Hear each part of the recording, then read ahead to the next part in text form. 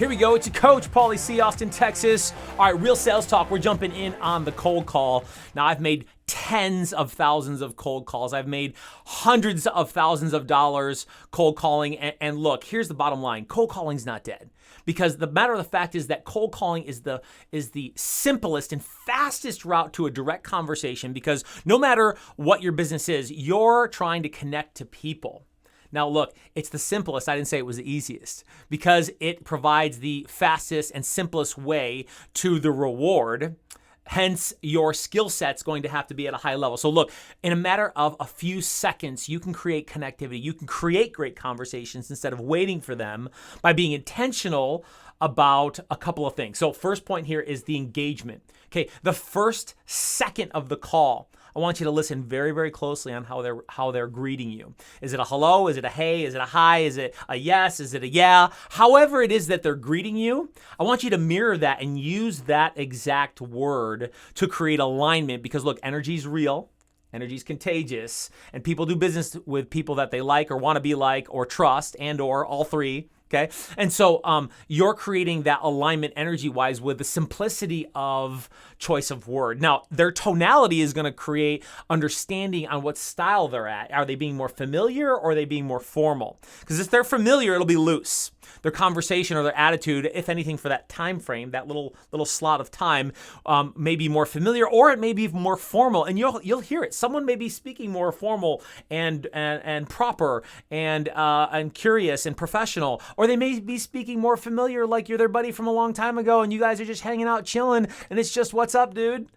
Okay, so listening to the content, exactly how they're greeting you and greeting them like they're greeting you, and then paying attention to the familiarity or the formalness of their tone, their style, to figure out how I'm going to enter this conversation, because that may not carry throughout the whole conversation, whether they're more familiar or more formal, but it's going to give you an indication initially on how to engage. That's what we're talking about, step one, engagement of the cold call. Okay, pay attention, because part two is the pitch, your purpose for the conversation. Now, look, you got to bring passion to that pitch, okay? Because, look, energy is real, energy is contagious, and if you're not interested, or there's fear, doubt, or insecurity, look, that's going to come through regardless of the choice of words that you use.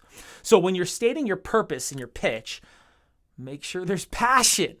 Okay, now if you don't believe in what you're doing, well, that's another video for another time, right? But you need to bring passion. Whatever you need to do to bring that to the call is essential for creating that energy to be able to connect to another human being. And that's all part of an effective response. Now, just a little rewind here. As you continue to listen carefully, because there'll be rebuttal, there'll be objections, there'll be a resistance. You're continuing to listen carefully to the choice of words that they're using and how they're delivering to create alignment with mirror and matching what they're saying and how they're saying it. Now, this is critical, because some people are more conservative or testy or short in their responses.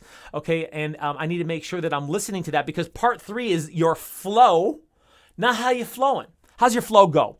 With once you're asking questions and there's exchange, what's your flow look like on your tonality? Your speed. You going fast? You talking fast? You talking too fast and they're talking slow? They talking slow and you need to slow down. Okay, or do you talk slow and you need to speed it up because you're talking to a D or a C? And if you don't talk fast with a C or a D, you could possibly be out of the game. Not all, but some.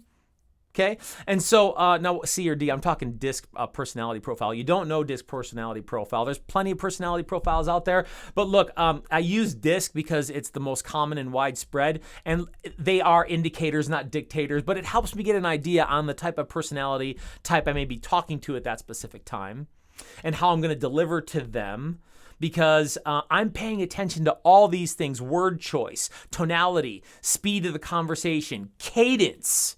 Some people talk in big old draws and big old wavy lengths of how they're communicating, and some people are talking in shorter and to the point and more direct.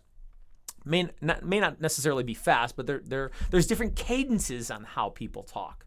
And so all these three things: engagement, pitch, right? Your purpose and your passion behind your purpose, and then the flow of what you're doing, are all going to allow you to continue to ask great questions and ask them well, for the purpose of listening very, very closely. Now you're creating a good conversation. And look, all I'm looking for is to get the truth, because I'm not trying to get anybody to do anything that they don't want to do. I'm trying to get the truth. And if the truth is, look, they're sincerely not interested, then I'm not looking to try to twist anybody's arm to do something they don't want to do. But certainly I want the truth, and I have to earn the truth. You have to earn their trust. And when you use those three tools, you'll give yourself a much higher susceptibility of being able to earn that truth and make that connection. Now we're at the beginning of real relationship building and understanding people so that I may serve them. You can master a cold call. Cold calling is not dead. Relationships will never be dead, and communicating voice to voice will never be dead. And so for the people who are criticizing, it's about not understanding the art of the connection and of communication. Now, you want to scale your business. Obviously, marketing and doing other things to be able to grow your business at exponential rates is very, very important. But when you're trying to grow your business initially, look, the cold call may be converting internet leads. That's still a cold call. And on internet leads, you're still going to need to be able to engage and have a great pitch and flow with the conversation.